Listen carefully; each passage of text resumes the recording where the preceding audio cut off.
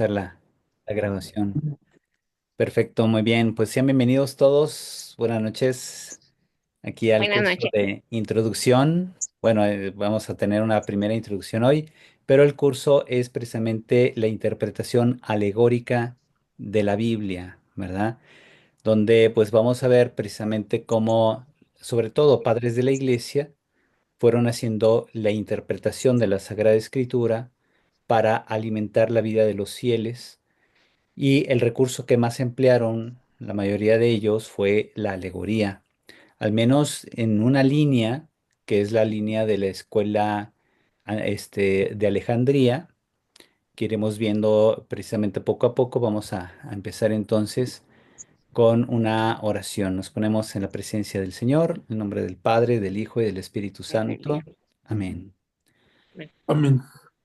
Padre Celestial, que nos has dado en tu Hijo Jesús la manifestación de tu gracia, de tu presencia en el mundo, te pedimos que nos des el don del Espíritu Santo, que nos ayude a comprender el sentido profundo de las Sagradas Escrituras, que alimenta nuestra vida, nuestra alma y la vida de la Iglesia. Te pedimos que, dóciles al Espíritu Santo, sepamos nosotros discernir las mociones del Espíritu en nuestra vida, para que así también nuestra vida refleje como un espejo el rostro de tu Hijo Jesús en el mundo de hoy. Te lo pedimos por Él mismo, que vive y reina por los siglos de los siglos. Amén. Amén. Amén. Santa María, sede de la sabiduría y reina de la paz, ruega por Ruega Ruega por por nosotros. nosotros. En el nombre del Padre, y del Hijo, y del Espíritu Santo. Amén. Amén. Muy bien, pues comparto aquí en pantalla entonces lo que tenemos de programa, nuestro programa de interpretación alegórica de la Biblia. Dice aquí en cuanto a los objetivos, ¿verdad? El curso Interpretación Alegórica de la Biblia tiene como objetivo principal desarrollar en los participantes una comprensión sólida de los principios y métodos de la interpretación alegórica, explorando su papel en la historia de la exégesis bíblica y su relevancia tanto para la doctrina como para la espiritualidad cristianas. A lo largo del curso, los estudiantes profundizarán en el conocimiento de las diferentes formas de alegoría, sus funciones en la interpretación bíblica y los niveles de significado que los textos bíblicos pueden contener. El curso está diseñado para que los participantes, mediante un enfoque progresivo, identifiquen las características distintivas de la interpretación alegórica y analicen las principales corrientes históricas y autores que la han empleado, integrando este conocimiento en su práctica exegética. Es decir, cuando ustedes hagan un estudio de interpretación de un texto en sus contextos originarios, pero a su vez también tratando de captar el sentido profundo que tienen esos textos para la formación espiritual de la gente, y que también muchos de esos elementos sirvieron históricamente para ir definiendo la doctrina de la Iglesia. Esto se hace entonces promoviendo la evaluación crítica de las ventajas y también limitaciones de este enfoque en comparación con otros métodos exegéticos. ¿Por qué hablamos aquí de limitaciones? Porque precisamente la alegoría, como se basa en una perspectiva, digamos, abierta, o este, podríamos decirle también como polisémica, es decir, que analiza los diversos significados de un texto bíblico, puede, si el autor o si el intérprete no se da cuenta, puede llevarlo a decir cosas que ya están más allá de la intención de un autor bíblico. Y entonces ahí se habla de una lectura equívoca, es decir, una lectura que induce al error. En cambio, una lectura que, aunque sea alegórica, se maneja dentro de unos límites de, digamos, de pertinencia interpretativa, entonces sí puede alimentar la vida de los fieles, la vida espiritual de los fieles. Y uno se queda preguntando entonces, ¿quién define esos límites? Pues vendría siendo prácticamente la orientación general que nos da el magisterio de la Iglesia, ¿verdad? Lo que es la enseñanza oficial del Papa y los obispos nos ayudan hoy en día a regular, a poner los límites, el acotamiento, digamos, de una interpretación alegórica para no creer que estamos descubriendo un sentido nuevo, diciendo cosas nuevas o diciendo algo que el texto no dice efectivamente o no nos da los elementos suficientes para llevarlo hasta ese grado de interpretación. Y esto, fíjense, es una gran riqueza en la Iglesia Católica porque esto no lo tienen los protestantes, ¿verdad? La interpretación protestante se deja más a la idea de cada lector, de cada cristiano que bautizado, si bien es asistido por el Espíritu Santo, también es cierto que uno puede andar cargando sus propias ideas. Y lo peor de todo es cuando esto se atribuye al Espíritu Santo, ¿verdad? Muchos protestantes interpretan la Biblia más en una línea de emotividad y dicen, pues es que la Biblia me impulsa a hacer esto, me impulsa a hacer aquello, me mueve emocionalmente a hacer esto, pero la Biblia no fue escrita para eso. No fue escrita para simplemente suscitar emociones o motivaciones para lanzarse a hacer algo. No, la Biblia es un proyecto, ¿verdad? Refleja una historia de salvación. Y entonces todo lo que encontramos en la Biblia, al ser interpretado, tiene que ser interpretado dentro de un marco general, que es la voluntad de Dios de salvar a la humanidad, es decir, de asociarla a su vida divina mediante la acción de la gracia. Y eso es lo que ayuda a que la iglesia sepa discernir toda posible interpretación de la Biblia debe ir desde aquí hasta acá, digamos así, poniendo los límites, ¿verdad? Cuando uno se quiere ir más allá de los límites establecidos por la recta enseñanza del magisterio, es entonces que uno empieza a patinar, ¿verdad? Y se puede llegar al grado, por ejemplo, del fundamentalismo. Es decir, la Biblia nos dice que hay que apedrear a este tipo de personas y entonces vamos a apedrearlas, por ejemplo, ¿no? Entonces, eso es una lectura fundamentalista. Otros pueden llegar a lo contrario, de decir, bueno, pues la Biblia se puede interpretar de mil modos, así que, pues, interprétala como quieras, que Dios lo que quiere es que seas feliz, ¿no? Y entonces, pues, se llega al otro extremo, ¿verdad? Entonces, ni ser tan radicales, por un lado, ni ser tan permisivos, por otro lado. O sea, siempre hay que distinguir cuál es la esencia de la voluntad de Dios y ahí es donde el magisterio nos dice, señores, miren, toda línea de interpretación debe ir por aquí, ¿verdad? Y entonces el magisterio nos enseña con enseñanzas oficiales de los papas, de los concilios, dogmas de fe, etcétera. Ahí nos va planteando prácticamente el caminito que hay que respetar para que la interpretación que hagamos de un texto bíblico, aunque sea una interpretación alegórica, realmente ayude a la formación espiritual de la persona. Ujú. Entonces, todo esto lo iremos aprendiendo a lo largo del curso. Entre los contenidos principales, los estudiantes explorarán la historia de la interpretación alegórica en la Iglesia, las obras más influyentes sobre este tema y su relación con otras disciplinas como la hermenéutica y la psicología. ¿Qué es la hermenéutica? Pues es una disciplina que establece los criterios para interpretar adecuadamente un texto del pasado que permita su aplicación en la vida del presente. Ajá. Muchos se han preguntado cuál es la diferencia entre exégesis y hermenéutica.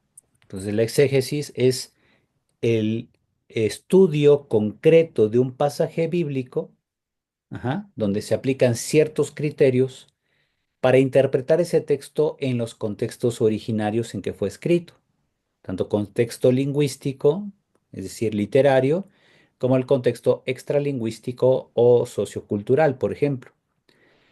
pero es de la época del pasado, de la época en que se escribió el texto, ese pasaje, ¿no? Y otra cosa muy diferente es la, la interpretación que alimenta a la gente hoy, que es precisamente, por ejemplo, lo que hace un sacerdote en la misa. Para dar la homilía, el sacerdote tiene que leer el texto, comprender sus contextos originarios, o sea, tiene que hacer una labor de exégesis, para luego preguntarse, de este texto, ¿qué me va a servir para educar a los fieles de mi parroquia en el contexto en que vivimos en la actualidad? De modo que lo que diga el padrecito tiene que ser significativo, es decir, que tiene que aportar algo al feligrés que va a misa para enfrentar situaciones presentes. Por tanto, una homilía es, por un lado, el ejercicio de una reflexión teológica del párroco para orientar a los fieles en algo que necesitan a la luz de la palabra de Dios. Por lo tanto, aquí hay un elemento claramente, pues, de aplicación, ¿no? O sea, y eso es la hermenéutica, aplicar el sentido del texto bíblico que ilumina la necesidad de una toma de acción de parte de los fieles que van a misa. Ajá. ¿Qué pasa cuando el padrecito no prepara bien su homilía? Empieza a hablar de mil cosas, ¿verdad? Empieza a hablar de las noticias y que el canijo Trump ya dijo esto y que hay que defender, ¿verdad? Se convierte en un discurso político, ¿verdad? O empiezan a hablar del fútbol y que los goles del América, que aquí está Gabriel, ¿verdad? Que es fan del América. Y entonces, bueno, ¿qué debe hacer el padrecito? Debe concentrarse, preguntarse primero que nada, ¿qué dice la palabra de Dios? Y luego, ¿qué le puede decir esta palabra a la gente que va a venir aquí a la iglesia? Y las realidades son muy distintas en la cabecera parroquial, en el pueblo de no sé dónde, en el pueblo de acá, porque son pueblitos donde el padrecito tiene que ir a celebrar la misa dominical y entonces se va a encontrar con realidades distintas. Una realidad urbana, una realidad rural. Entre las realidades rurales, pues hay tantas diferencias, ¿no? Puede ser que haya gente acá que se dedica a la pesca, en otra capilla se dedican al campo. En otra capilla, por ejemplo, puede ser que anda por ahí un canijo narco pagándole a la gente que siembra cosas para que siembre para él, ¿verdad? Entonces, ahí el padrecito, imagínense, se las ve difíciles, pues se queda pensando, ¿qué le puedo decir a la gente que viene a misa, que pertenece a las familias que tienen que sembrar para que el narco no se los truene, ¿no? Entonces, esas son circunstancias muy difíciles que se viven y lamentablemente cada vez más, ¿verdad? Porque parece que está el narcotráfico, es como un pulpo que cada vez tiene más tentáculos y empieza a corromper más y más gente. Y entonces, obviamente, muchos padrecitos empiezan a ser amenazados, ¿verdad? Hay veces que llega el narco a visitar al párroco y viene con sus camionetas, guaruras, y así con pistola, la pistola ahí metida, ¿no? En el cinturón, pero la hace visible como para intimidar al párroco y le dice, mire, padrecito, pues, este, no me ande alborotando a la gente, padre, mire, yo sé que usted quiere construir una capillita por acá, si quiere yo se la financio, ¿verdad? Ahí me pongo de acuerdo con el diputado para que le mandemos ahí unas varillas, cemento y todo. Nada más usted no me alborote a la gente, no les diga nada. Imagínense, ¿qué harían ustedes si fueran el párroco? ¿Ya? Pues, la situación es difícil, ¿no? Pero son situaciones que se sortean. Entonces, el padre pues tiene que ver, bueno, pues yo tengo fieles que Dios me ha puesto en las manos y bueno, pues lo de menos es que me truenen a mí, sino que qué pasa si la gente me empieza a hacer caso y ya no trabaja para este hombre, pues va a empezar a matarlos, ¿no? Entonces, pues, señor obispo, ¿qué hago? ¿Verdad? Y entonces esas circunstancias son muy difíciles. Antes era más, como más esporádico esto, y bueno, pues los obispos mismos comentan que cada vez más se está dando este tipo de situaciones. Y no solo con los que siembran, sino con los que andan vendiendo ahí narcomenudeo. Y bueno, pues son desafíos pastorales tremendísimos, ¿no? Lo bueno es que ustedes no son párrocos, ¿verdad? No tienen que enfrentar esta situación, pero sí como miembros de familias donde ustedes son un referente, ya sea como padres, abuelos, tíos, etcétera, pues también tienen una parte de esta misión de Cristo de orientar, iluminar la vida de sus parientes, de sus amigos, conocidos, de los grupos pastorales donde ustedes están. Y bueno, como obviamente se necesita una aplicación. ¿Qué dice la palabra? ¿Qué nos dice? ¿A qué nos invita? Y tratar de iluminar la conciencia de las personas para que se vayan tomando las decisiones más adecuadas según nuestra fe, ¿no? Muy bien, entonces, fíjense, aquí vamos a ver, entre los contenidos principales, los estudiantes explorarán la historia de la interpretación alegórica en la Iglesia, las obras más influyentes sobre este tema y su relación con otras disciplinas. Decíamos hermenéutica y psicología. ¿Por qué psicología? Porque tiene que ver con el mundo subjetivo. ¿Verdad? El psicólogo no es un loquero, como muchos dicen. El psicólogo es un ayudante, es alguien que te va a ayudar a conocerte mejor para que tomes las decisiones más adecuadas para que pues te desarrolles y seas feliz. Pero obviamente el psicólogo pues también viene condicionado por su escuela de formación. Mucha gente toma las palabras del psicólogo como una palabra de Dios y no se pone a pensar que, bueno, hay por lo menos 120 escuelas de psicología distintas. Me refiero con escuelas a líneas de aplicación psicológica. Y entonces, lo que diga un psicólogo no es lo mismo que va a decir otro ante una misma persona que quizá le plantee el mismo caso a ambos, ¿verdad?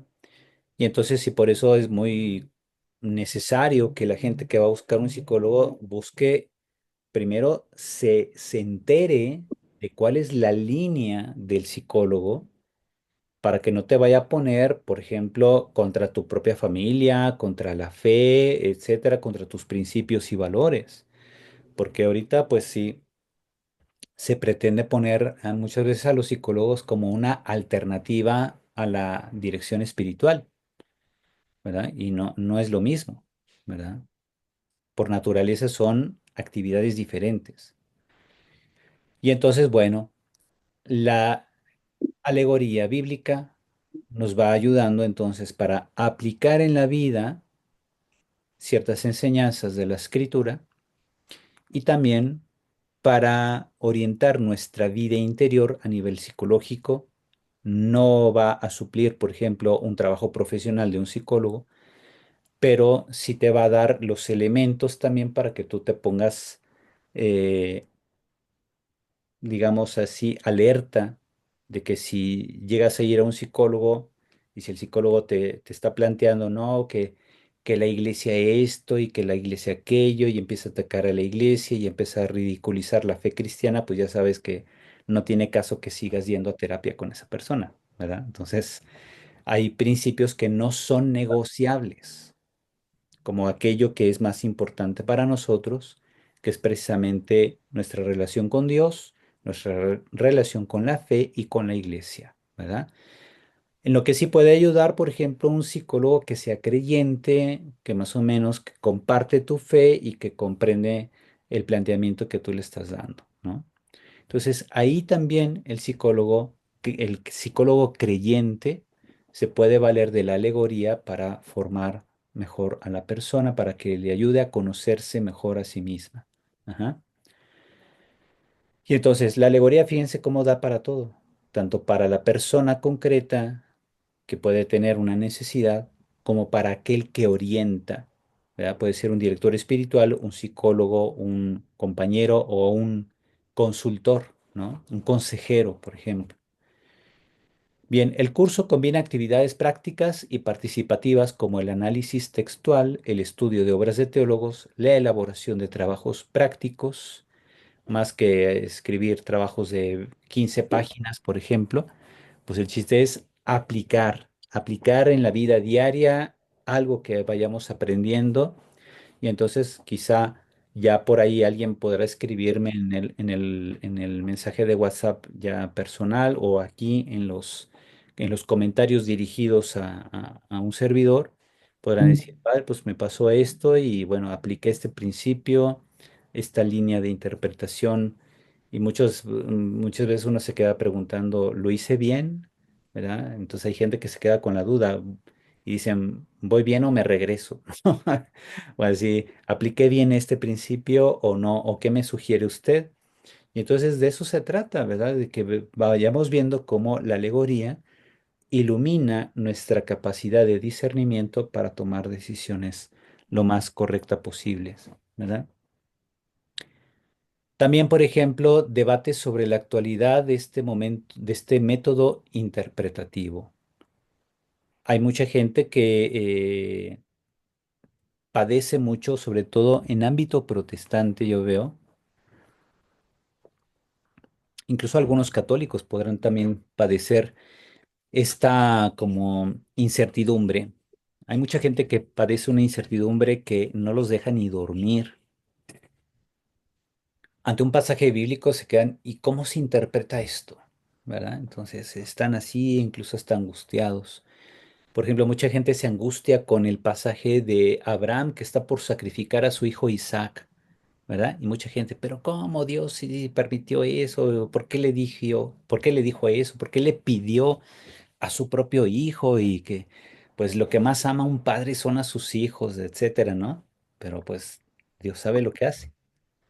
Entonces, bueno, ha habido en la historia de la interpretación muchas aportaciones, que de hecho vamos a ver ahorita en la introducción, en el tema introductorio, que pueden ayudarnos a entender mejor pasajes como ese, que son pasajes difíciles de la Biblia, pero que dentro del proyecto de lo que es la historia de la salvación y entendiendo la voluntad de Dios de salvar a todos los hombres, pues podemos entender el pasaje del sacrificio de Isaac de un nuevo modo, a la luz de Cristo.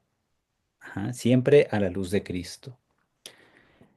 Bien, finalmente el curso promueve actitudes como la apertura a nuevas formas de interpretación. De modo que veamos que hay muchos modos de interpretar la Biblia, no hay un modo único, pero esos muchos modos, como les decía al principio, tienen que circunscribirse a los límites que el magisterio nos pone, cosa que los protestantes no tienen un magisterio, allá dicen, interpreta como tú quieras, que a fin y al cabo Dios quiere que seas feliz, ¿no? Esa es una postura protestante. La postura católica es los papas y los obispos nos han dicho a lo largo de 2000 años que esto es lo que se debe hacer. Entonces, si mi interpretación de la Biblia, de un pasaje bíblico, se va por otro lado, que no esté dentro de esta limitación, entonces ya sé que estoy mal, ¿verdad? No puedo estar diciendo yo, he descubierto algo que a nadie se le ocurrió. No, pues lo más probable es que estás eh, yendo por tu propio camino, ¿no?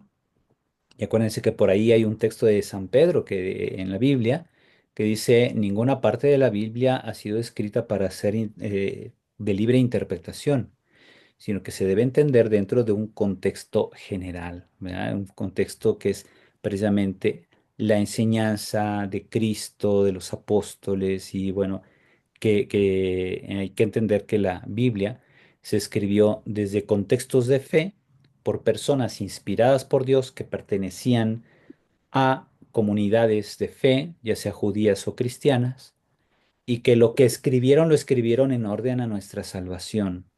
Ajá.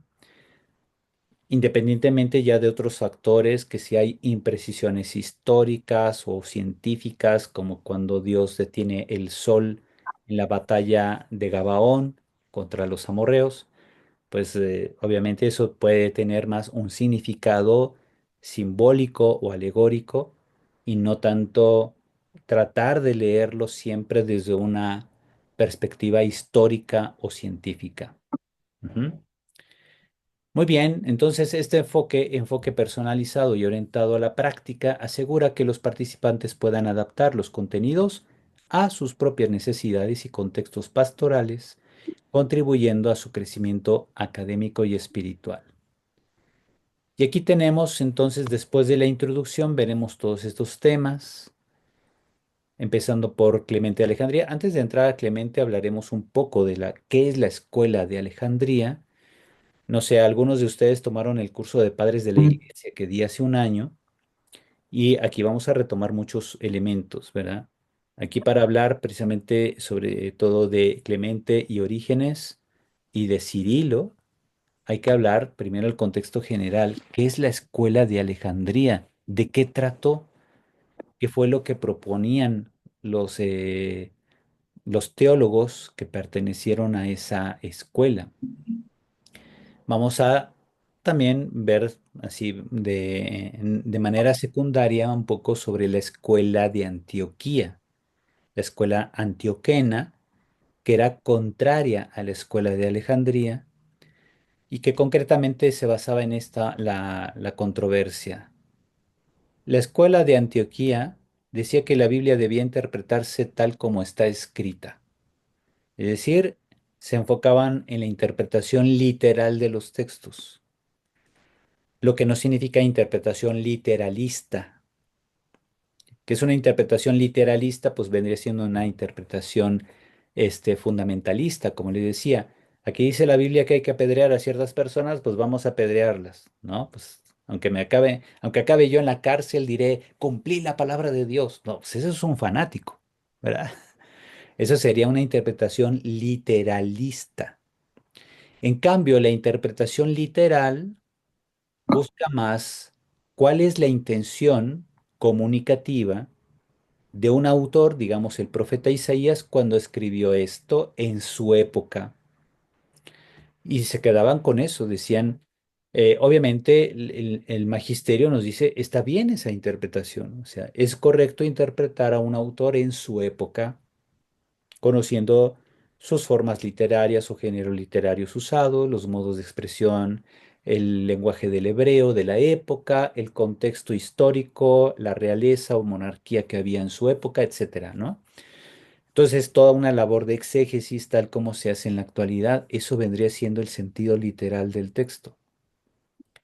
Y por otro lado, la escuela de Alejandría promovía más la interpretación alegórica, es decir, veía cada pasaje de la Biblia como un símbolo de Cristo. Y entonces reinterpretaban cada pasaje del Antiguo Testamento a la luz de Cristo muerto y resucitado. Ajá. ¿Cuál era el peligro de esta segunda interpretación? Que podría proponerse como una alternativa a la interpretación literal. Y entonces los papas, como el Papa Benedicto XVI y otros documentos como Dei Verbum, Interpretación de la Biblia en la Iglesia y otros a lo largo de los 2000 años que tiene la Iglesia, pues el magisterio siempre nos ha dicho, señores, las dos líneas de interpretación son complementarias, no es preguntarse cuál tiene la razón, ¿no? Hay que empezar siempre por el sentido literal, pero hay que llegar siempre al sentido que, digamos, alimenta el alma. Ajá, que es el sentido, puede ser alegórico, puede ser tipológico, de una relación de tipo-antitipo, es decir, cuando tenemos algo del Antiguo Testamento que es claramente una prefiguración que llega a su cumplimiento en Cristo, o era una promesa antigua que ahora se cumple en Cristo, ¿verdad? Ese tipo de relación se le llama interpretación tipológica, donde la palabra tipos en griego significa modelo. Hay un modelo antiguo de interpretación de un pasaje y el modelo nuevo que es a partir de Cristo muerto y resucitado descubrimos que, por ejemplo, el templo de Jerusalén, dice el autor de la carta a los Hebreos, el templo de Jerusalén es sombra y figura del templo que está en el cielo, o el templo al que llamamos el cielo. Cuando muere una persona y decimos, ay, se fue al cielo, ¿verdad? De hecho, ahí el término cielo, pues uno se queda imaginando, ¿ah? Entonces ahí está mi bisabuelo sentado en una nube viéndonos acá. No. Esa es una interpretación muy, pues infantil, ¿no? De lo que es el concepto del cielo, que es el ámbito donde Dios vive. Ujú. Y bueno, entonces la interpretación literal es el punto de partida, es lo que el Papa Benedicto XVI dice: a través de los métodos histórico-críticos podemos nosotros descubrir un sentido literal de un pasaje bíblico, sobre todo del Antiguo Testamento, que se escribió siglos antes de Cristo. Entonces, obviamente, esos autores ni siquiera sabían que Dios tenía un Hijo eterno, mucho menos sabían que Dios iba a enviar al mundo a su propio Hijo. Sin embargo, cuando esto sucede y Jesús realiza su obra salvífica, sobre todo con la pasión, muerte y resurrección, entonces los apóstoles se dieron cuenta que lo que concierne a Cristo era el cumplimiento de muchas promesas que están en el Antiguo Testamento. ¿M? O bien es una plenitud de significado lo que encontramos en Cristo en comparación al Antiguo Testamento. Y así el autor de la carta a los Hebreos dice que Cristo realiza un acto sacerdotal al ofrecer su propia vida como un acto de adoración al Padre y de remisión de los pecados humanos. Y el Padre recibe grato esa oblación de su Hijo, y al resucitarlo de entre los muertos, también lo habilita para ser nuestro resucitador al final de los tiempos. De modo que se hace efectiva la posibilidad de compartir con Dios la vida eterna, dado que Cristo, que ha resucitado, ahora Él tiene el poder para resucitar a los muertos en el día final. ¿Y dónde recibió esa plenitud de poder? En el cielo, en el templo del cielo. Ujú. Así que con su ofrenda, Jesucristo, dice el autor de la carta a los Hebreos, ingresa al templo celestial, del cual el templo de Jerusalén era solamente una sombra o figura. ¿Se fijan?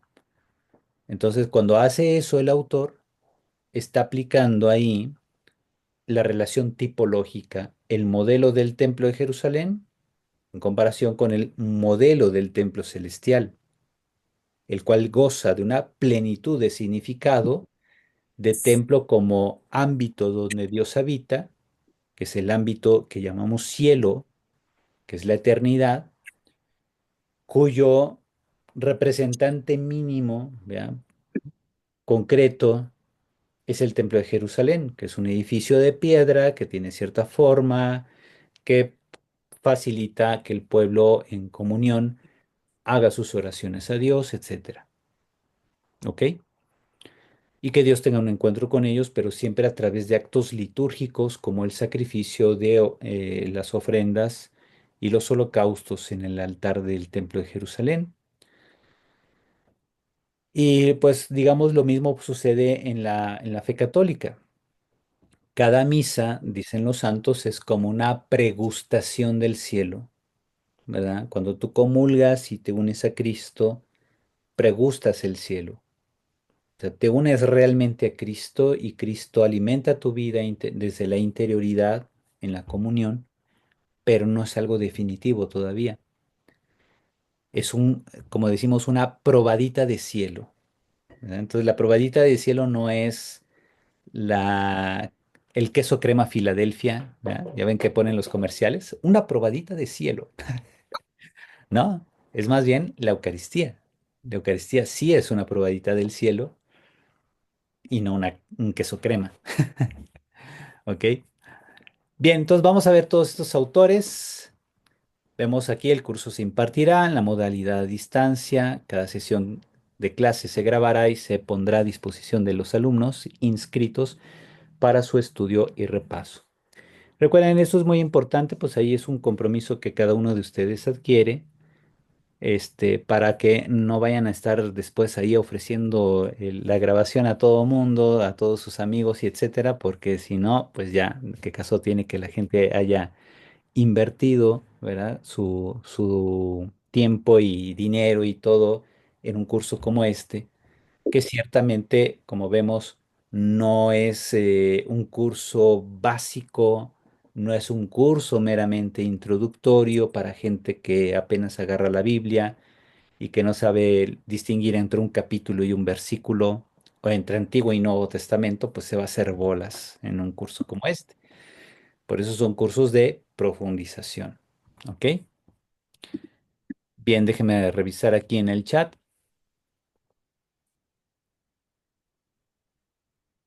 Ah, sí, sí nos pone aquí, me pone aquí una compañera, dice en el último programa dominical de O'Farrill, El Pulso de la Fe, ¿verdad? Se llama. Hablaron de este tema, de las amenazas del narco a los sacerdotes, analizaron algunos casos específicos de cómo los han intimidado, pues los sacerdotes son factores de cohesión social en las parroquias. Al amedrentarlos o inclusive asesinarlos, rompen el orden de una comunidad. El fenómeno ha crecido de sexenio en sexenio, muy tristes las cifras presentadas. Pues sí, o sea, es triste. De hecho, creo que México es uno de los países en el mundo donde más sacerdotes son asesinados. Ujú. Y bueno, pues alguien dirá, un logro más. No, pues no es un logro, ¿verdad? Es un motivo de vergüenza.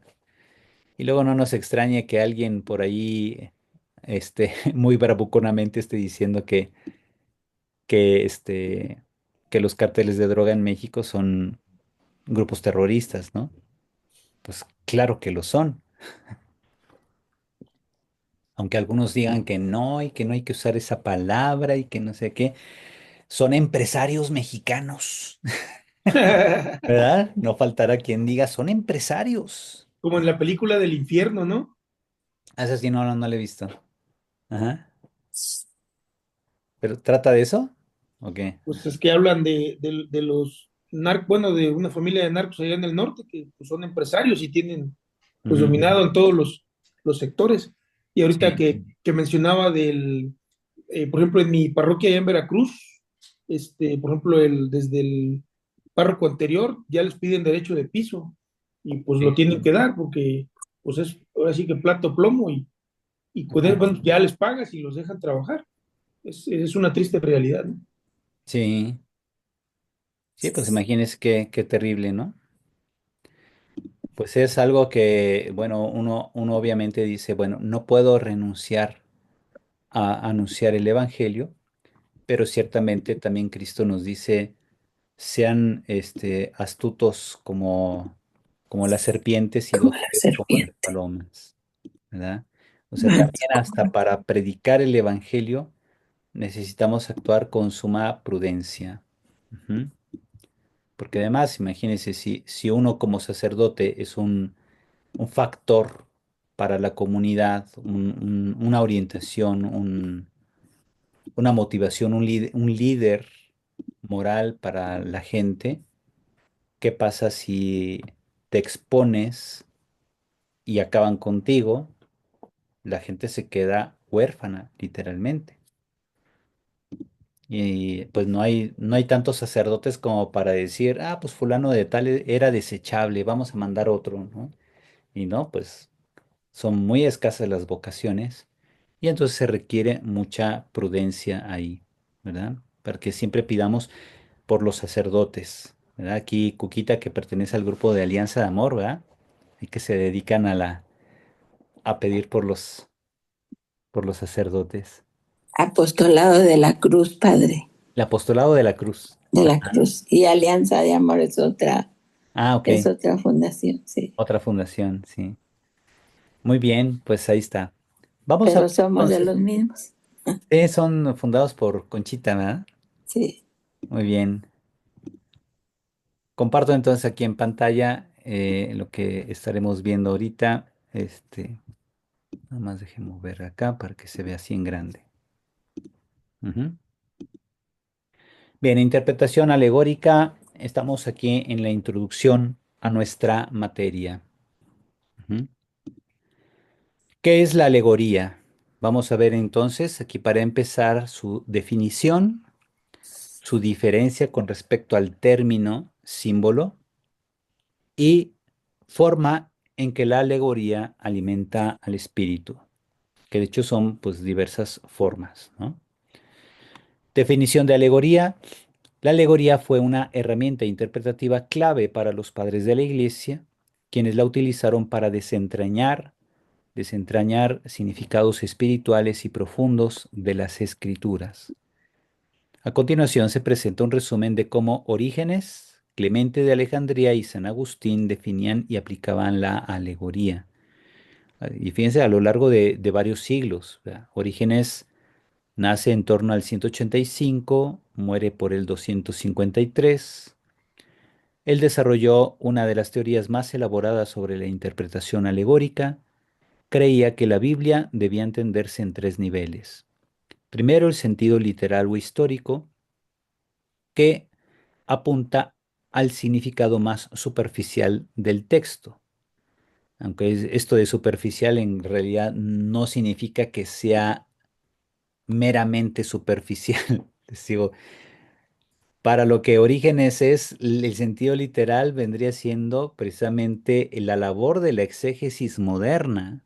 La exégesis que hoy se aplica hoy en día busca precisamente el sentido literal.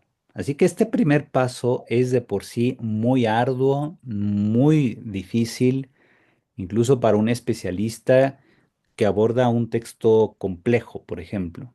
Hay textos que son más fáciles de entender, pero otros son textos complejos, por ejemplo, textos que que pertenecen a contextos donde muchas manos estuvieron metidas, por ejemplo, en la elaboración de textos del Pentateuco, de la obra deuteronómica.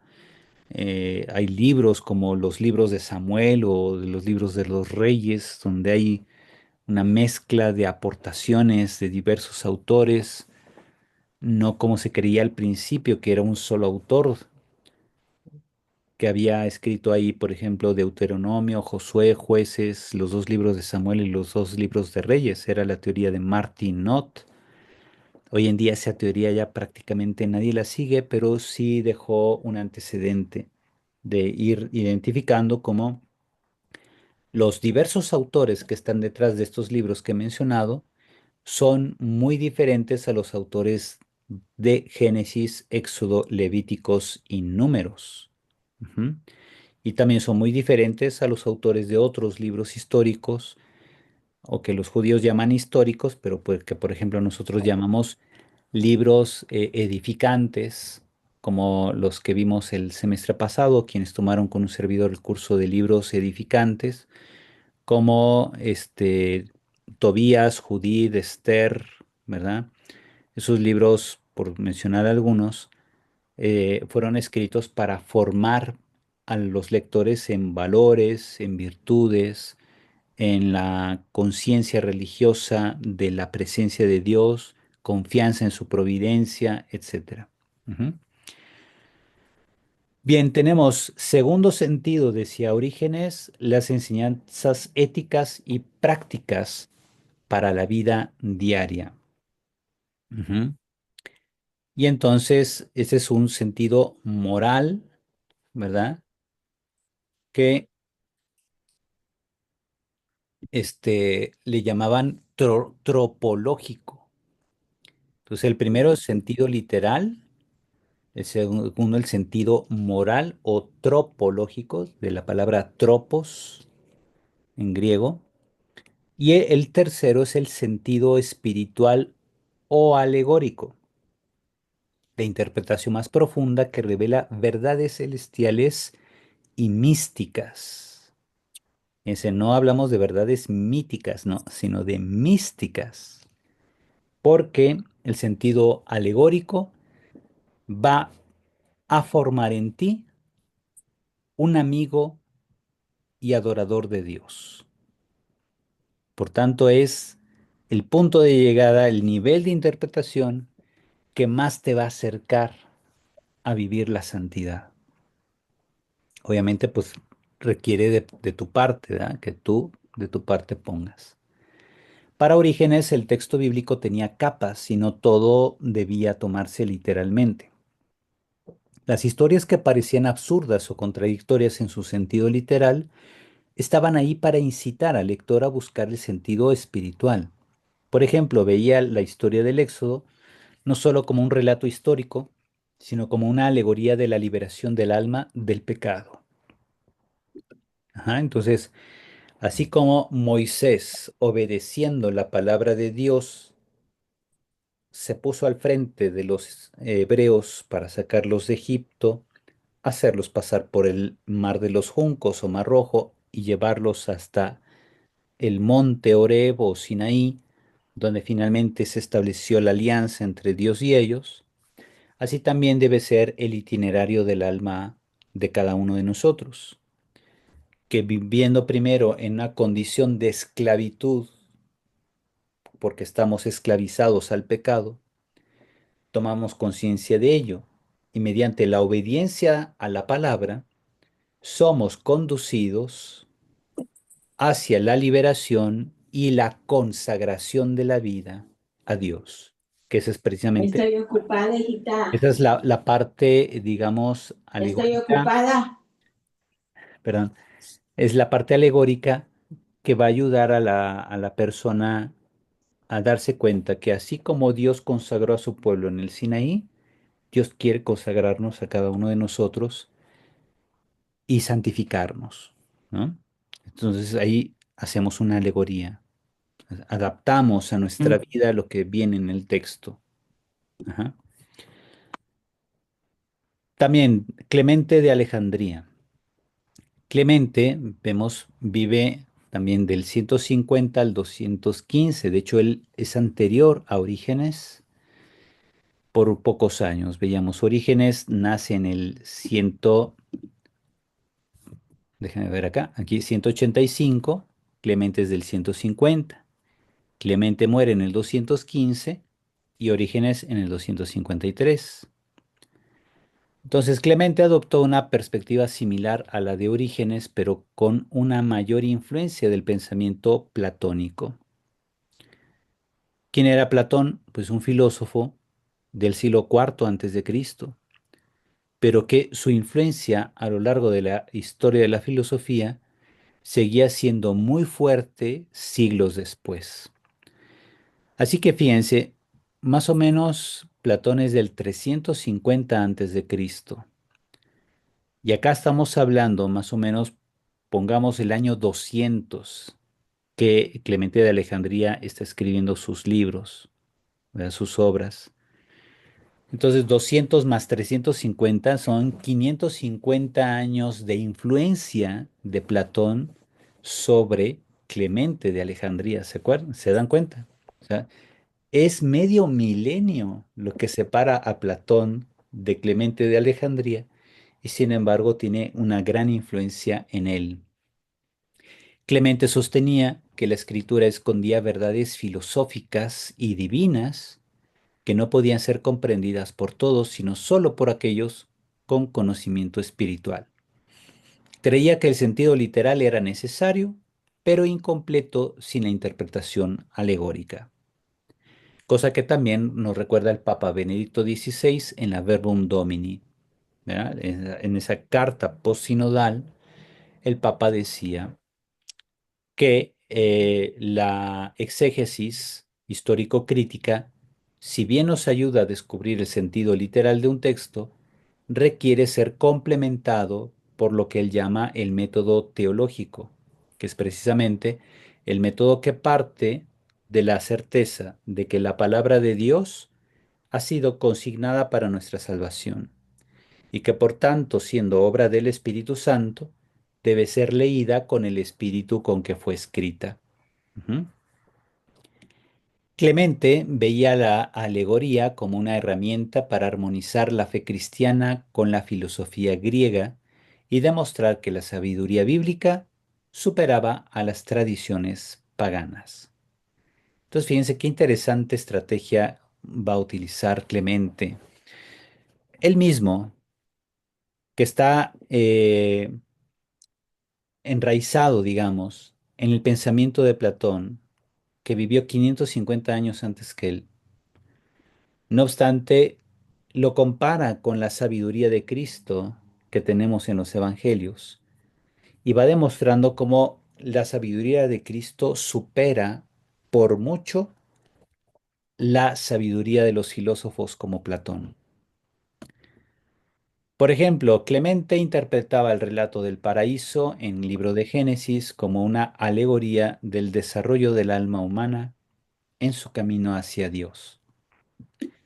Vemos cómo Clemente no se preguntaba sobre si históricamente había ocurrido o no, ¿verdad? Mucha gente hoy en día que absolutiza la historia como esa reconstrucción de acontecimientos por vía de la verificación, pues eso no se puede aplicar al Génesis, ¿verdad? Porque el Génesis nos presenta narraciones que tratan de dar razón del sentido original de algo, del por qué hay pleitos entre hombres y mujeres, del por qué hay asesinatos, del por qué hay división de lenguas y culturas.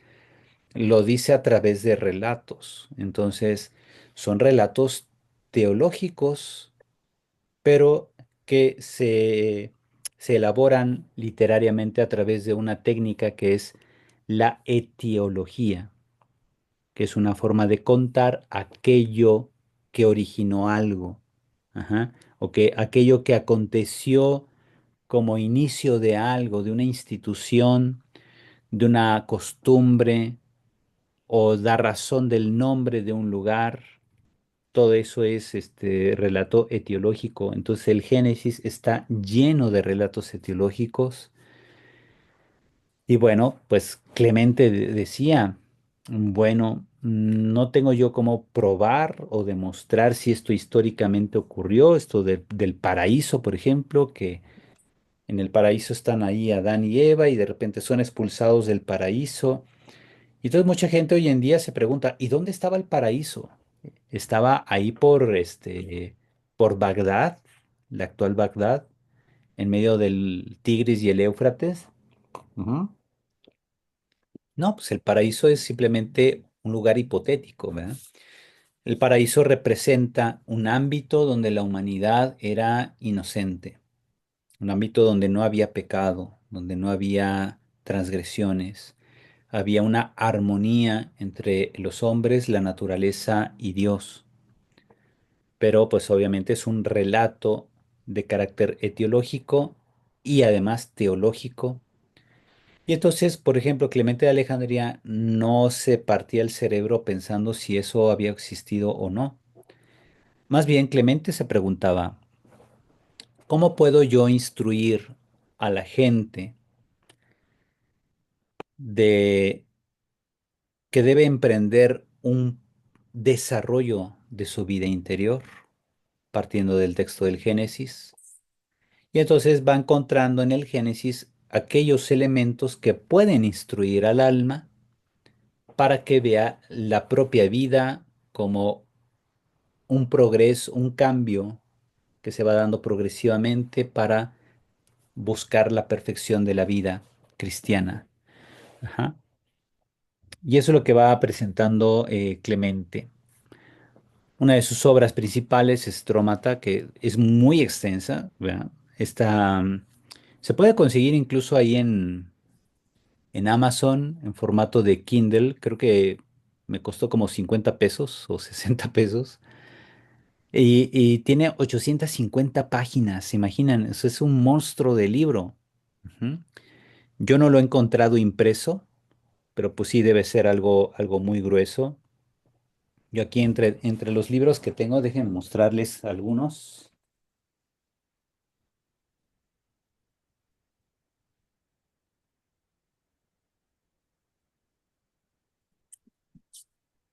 Miren, nada más para que se den una idea.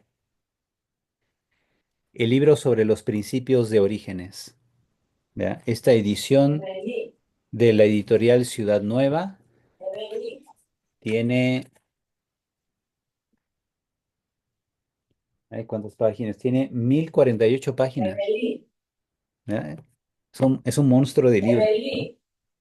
Pero es que está extenso porque pues yo lo conseguí con el texto, sí en español, pero comentado, ¿verdad? A ver, deje aquí, voy a tener que, no sé si Coquita nos oye. La que no oye es Evelyn, más bien. Vamos a silenciarla temporalmente ahorita. Muy bien, entonces miren, esta es una edición de estudio. Es una edición para especialistas que quieren profundizar sobre esta obra de Orígenes. Para el público en general tenemos esta otra obra. Es la misma. Perdón. Obras escogidas y aquí está el Tratado de los Principios. Tratado de los Principios de Orígenes. Esta es una edición así como para toda la gente y tiene un ligero comentario hacia el margen. Miren, este es el texto y este es el comentario. ¿Ya? Y ahí lo van poniendo y es así como que muy básico, obviamente 350 páginas contra más de 1000 páginas. Es la misma obra, pero ve nada más la diferencia. Y entonces, pues esta es grande porque está pensada para especialistas que quieren profundizar ahí en el texto y comparar con otros padres de la iglesia. Vienen también referencias a textos latinos, a textos griegos y bueno, pues obviamente esto está pensado para un tipo de gente y no, bueno, gente muy especializada y en cambio que también se puede conseguir ahí en algunas librerías. No sé si en Amazon, yo lo conseguí en Amazon, pero no recuerdo si todavía lo están vendiendo. Y bueno, pues este es uno de los libros que son fundamentales de Orígenes. Sin embargo, no nos vamos a meter mucho en ese libro. ¿Por qué? Porque es un libro de orientación de técnicas de interpretación alegórica o de interpretación bíblica. Pero las obras de Orígenes, como aquí tengo, Comentario al Cantar de los Cantares, ¿ya? Este libro, Comentario al Cantar de los Cantares, pues yo creo que anda como por entre 500 u 800 pesos por ahí, porque esta editorial es cara, ¿verdad?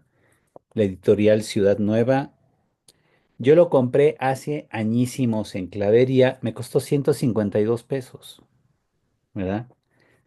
Pero sí, ahorita fácil, este está entre 500 y 800 pesos, yo creo, porque han pasado ya muchísimos años. Pero, por ejemplo, este comentario al Cantar de los Cantares es una de las obras máximas de Orígenes, donde aplica algunas ideas que viene en el libro de los Principios, pero aquí ya todo esto es el comentario bíblico. Esto es el comentario bíblico. Esto es lo que vamos a ir viendo a lo largo del curso. Los comentarios alegóricos a textos bíblicos. Ajá. Muy bien.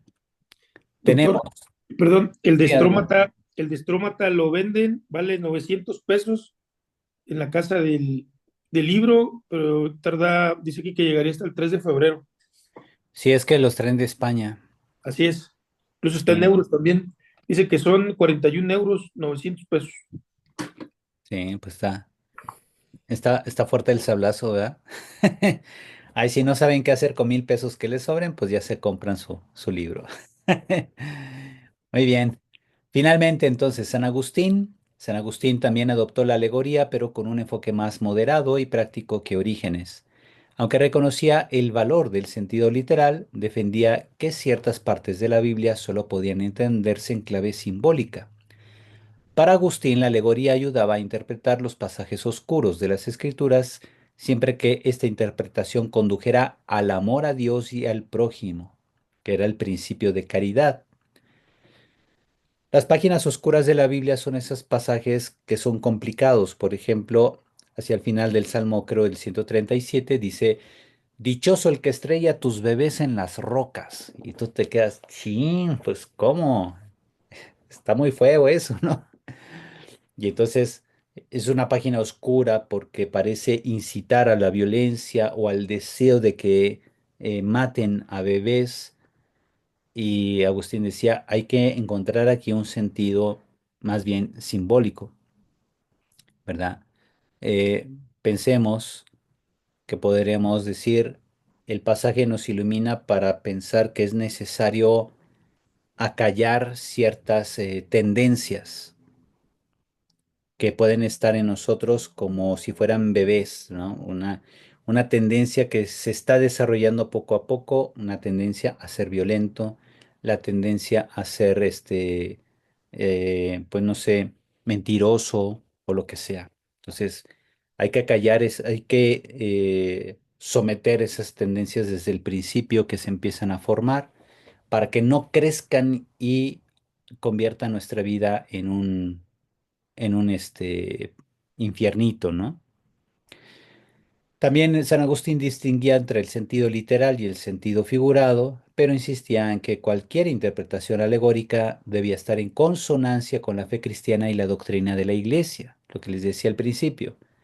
Tenemos una brújula que es la enseñanza oficial del magisterio. ¿Qué pasa si yo interpreto alegóricamente algo, pero al margen de lo que enseña la iglesia? Pues lo más probable es que acabe inventando mi propia religión, ¿verdad? Como hizo el Nazón, que hizo su luz del mundo, y otras personas que leen la Biblia y se inventan sus cosas, como el fundador de los mormones y así, o el mismo Mahoma, ¿no? Mahoma que seguramente conoció ahí de la Biblia el ángel Gabriel y después dijo que el ángel Gabriel se le había aparecido para que escribiera el Corán y no sé, ¿verdad? Pues la historia ahí. Y entonces lo que les digo, ¿qué pasa cuando no hacemos caso a las enseñanzas oficiales de la iglesia? Pues acabamos interpretando lo que sea, ¿verdad? O acabamos inventando como una interpretación algo que es una mera ocurrencia en nuestra mente. Entonces, un ejemplo clásico es su interpretación del Salmo 114, donde ve en la salida de Egipto una alegoría del bautismo y la redención. Ujú. Conclusión entonces, aunque con matices diferentes, Orígenes, Clemente y Agustín compartían la convicción de que la escritura contenía múltiples niveles de significado y que la alegoría era clave para desvelar el mensaje espiritual escondido detrás del texto literal. Muy bien. Bueno, pues vamos a tomarnos el descanso, son 8:07, tomamos 10 minutos y ahorita continuamos. Gracias, Gracias. doctor. Mientras me traigo una lámpara que me ayude mejor, me ilumine mejor. Gracias. Gracias. Bueno, continuamos entonces. Tenemos aquí ahora la diferencia con el símbolo. En la teología católica, el término símbolo tiene un significado profundo que va más allá de su uso cotidiano. Se refiere a una realidad visible que representa y hace presente una realidad invisible o trascendente. El símbolo no es solo una señal o metáfora, sino que participa de la realidad que representa, creando un puente entre el mundo material y el espiritual. Tenemos también aquí definición y características, signo de una realidad sagrada. El símbolo apunta a una verdad divina o espiritual que no puede ser plenamente comprendida o expresada con palabras. Es un medio a través del cual Dios se manifiesta al ser humano. Ujú. A ver, permítame aquí. Veo una nota. Dice, padre, una interpretación equivocada de las Sagradas Escrituras, es decir, fuera de los lineamientos del magisterio, puede generar problemas como el que surgió a principios del siglo XX en México cuando se formó la nueva Iglesia mexicana, o ese fenómeno obedeció más a injerencia política del gobierno postrevolucionario en México para quitar poder a la Iglesia Católica. Pues no sé mucho de los contextos históricos sobre esto, pero ciertamente digamos, toda fundación de una iglesia puede partir de un propósito, ya sea personal de parte del fundador, como el caso del Nazón, ¿verdad? Que fundó su Iglesia Luz del Mundo, o como parte de una estrategia política no solo aquí en México como pudo haber sido esta iglesia mexicana, sino también, por ejemplo, en China. En China existe la Iglesia Nacionalista China, que es diferente a la Iglesia Católica, ¿verdad? Y que la Iglesia Nacionalista China pues depende completamente del Partido eh, Comunista Chino y no es una iglesia cristiana en sentido formal. Ajá. Vendría siendo pues como una especie de secta o iglesia protestante que imita en todo a la Iglesia Católica, pero no es catolicismo. Ujú. Entonces, ¿con qué fines se hace? Pues con el fin de mantener bajo control a toda la población mediante el Partido Comunista, que se vale de la fe de mucha gente para presentarles una especie de híbrido, es decir, una iglesia que en lugar de presentar obediencia al Papa, presenta obediencia al partido político. Ujú. Y bueno, pues espero que eso no se extienda a países de Latinoamérica, ¿verdad? Que no estamos muy lejos de eso, quizá. Tenemos participación y eficacia. A diferencia de un signo convencional, el símbolo no solo indica, sino que contiene en sí mismo algo de la realidad que simboliza. Por ejemplo, el agua en el bautismo no solo representa la purificación, sino que realmente transmite la gracia purificadora del sacramento. Ajá. Entonces, fíjense, cuando se estudia sacramentos, se pregunta por la materia y la forma del sacramento. En el caso del bautismo, la materia necesaria es el agua. No puedes bautizar con Coca-Cola, no puedes bautizar con leche, con aceite, ni con caldo de pollo. Tiene que ser concretamente agua, ¿no? Y así vemos cómo la materia del sacramento es el agua y la forma es precisamente la fórmula que se utiliza, ¿verdad? Fulano, yo te bautizo en el nombre del Padre, del Hijo y del Espíritu Santo, y haciendo esto con la intención con que lo hace la iglesia, que es la intención de hacer que esta persona pertenezca a la iglesia de Jesucristo. Ajá. La iglesia de Jesucristo, pues así en general, no solo iglesia católica, sino que, por ejemplo, la iglesia católica reconoce como válidos los bautismos de algunas iglesias protestantes que tienen esta intención general de bautizar a una persona como parte de la iglesia de Cristo y no como nuestra secta, como parte de nuestra secta, ¿verdad? Que muchas, o quizá la mayoría de las iglesias protestantes manejan mucho ese sentido sectario de que tiene que ser bautizado dentro de nuestro grupo, ¿verdad? Y solo para nosotros. Eso no es la intención de Cristo. Ujú. Tercer punto, comunitario y litúrgico. O sea, el carácter comunitario y litúrgico del símbolo. En la liturgia católica los símbolos tienen un papel esencial. Elementos como el pan y el vino, la cruz o el cirio pascual son símbolos que no solo recuerdan, sino que actualizan y hacen presente el misterio de Cristo.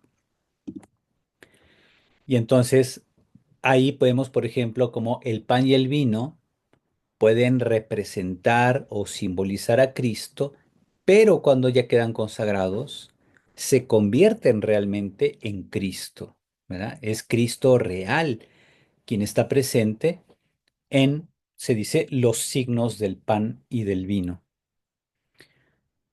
Ahora, unidad de lo visible e invisible.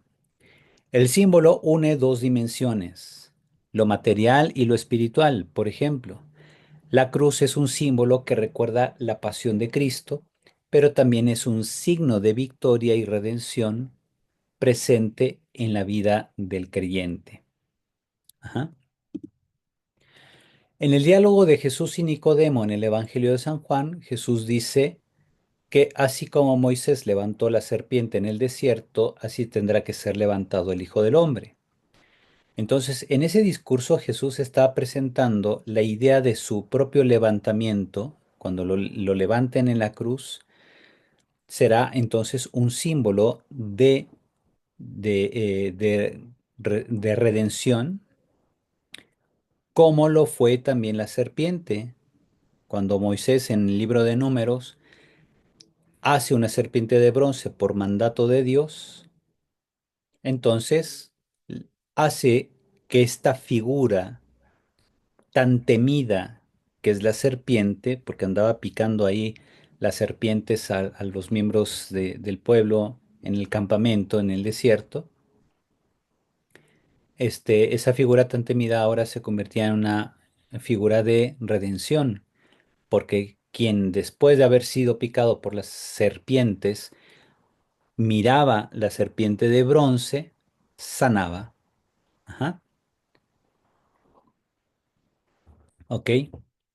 Ahora entonces, la cruz para nosotros, a nivel de signo, representa victoria y redención, y a nivel de símbolo, nos recuerda la pasión de Cristo. Ujú.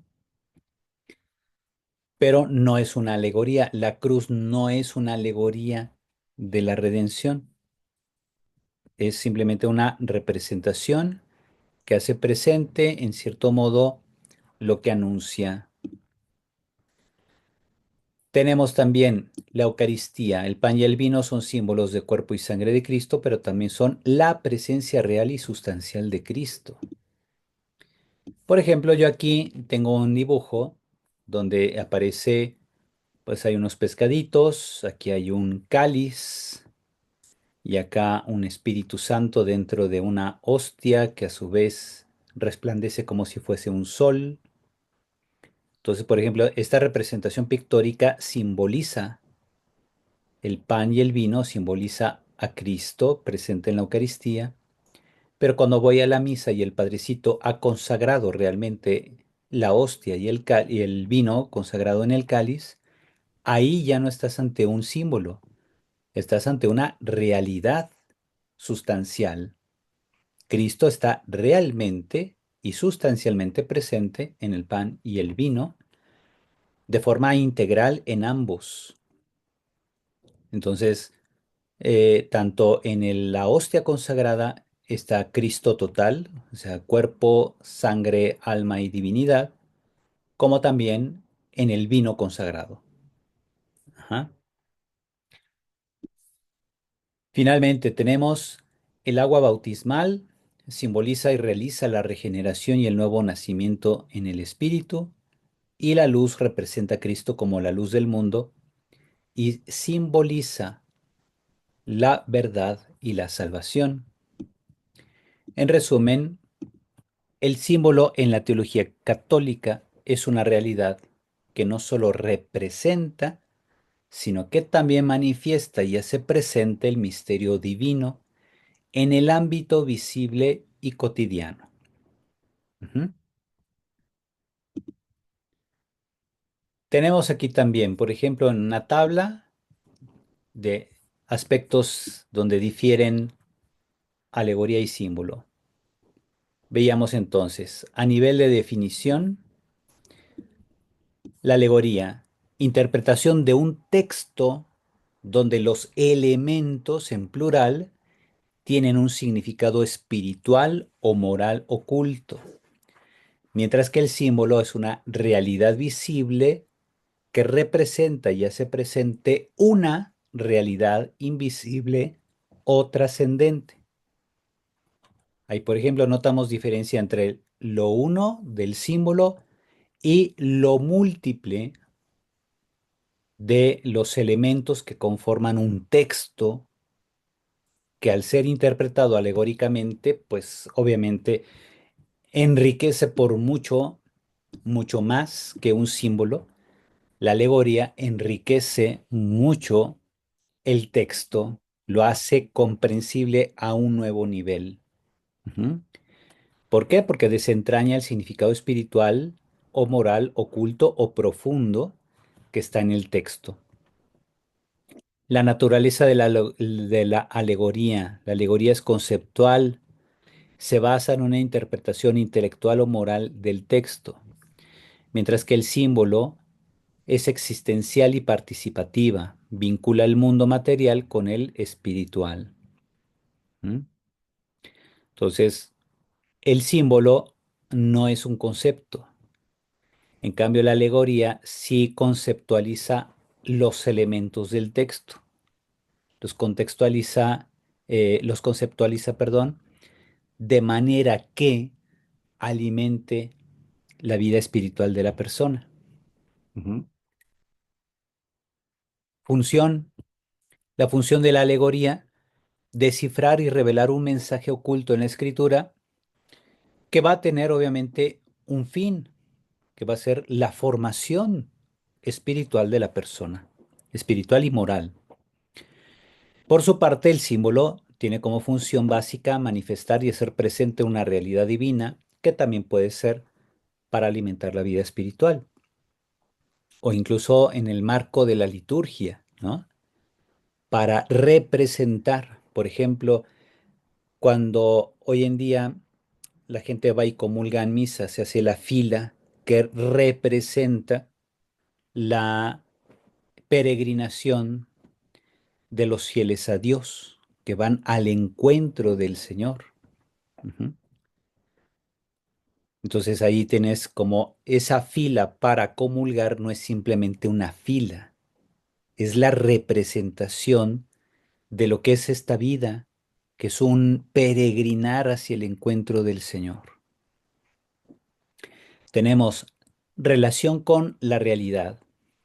En la alegoría, sustituye la realidad literal por un significado espiritual más profundo, mientras que el símbolo contiene y participa de la realidad que representa. En ejemplo bíblico, la salida de Egipto puede ser entendida alegóricamente como la alegoría del alma liberada del pecado, ¿verdad? El progreso o proceso que debe realizar el alma para liberarse del pecado viene ya muy bien expresado en el relato de la salida de Egipto. ¿Ok?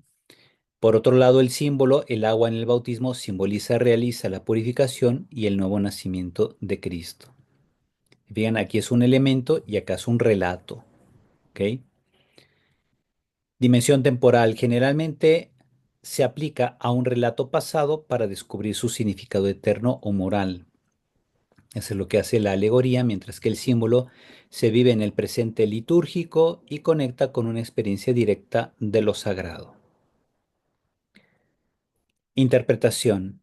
La alegoría exige desciframiento y análisis. El lector o intérprete debe descubrir el sentido oculto de un texto, mientras que en el símbolo se experimenta directamente, sobre todo en la práctica litúrgica o devocional, y no necesita decodificación intelectual.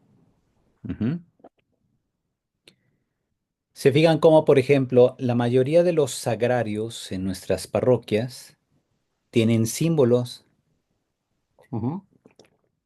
Pueden tener, por ejemplo, un canasto de panes y pececitos que representa ese dibujo, por ejemplo, la presencia de Cristo. Ajá. Y así, eso no es una alegoría, es un símbolo.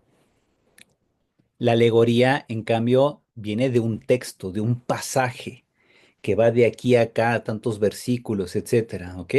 A partir de ahí se hace una alegoría. Uso en la liturgia. El, la alegoría es poco utilizada en la liturgia, es más bien frecuente en la exégesis y la predicación. ¿Por qué? Porque puede tener tanto un carácter de una enseñanza moral o una enseñanza espiritual, mientras que la liturgia va más a cosas concretas, como por ejemplo partes rituales en los sacramentos, como la misa, el bautismo, la confirmación, la unción de enfermos, todo eso es verdad.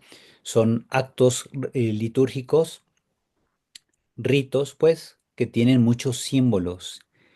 Y entonces el aceite es un símbolo, el agua es un símbolo, la oración que se hace junto con este acto es un símbolo. Y así.